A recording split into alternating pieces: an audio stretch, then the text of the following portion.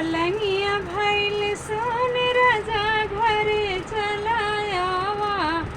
पलंगिया भइल सोन राजा घरे चलायावा। घरे चलायावा राजा घरे चलायावा। फोनवा पे फोनवा हमरे ससुर जी करते हैं। ना करिए ऐसन चीज बेटा छोड़ के नयावा। ना करिए ऐसन चीज बेटा छोड़ के नयावा। पलंगिया भइल सोन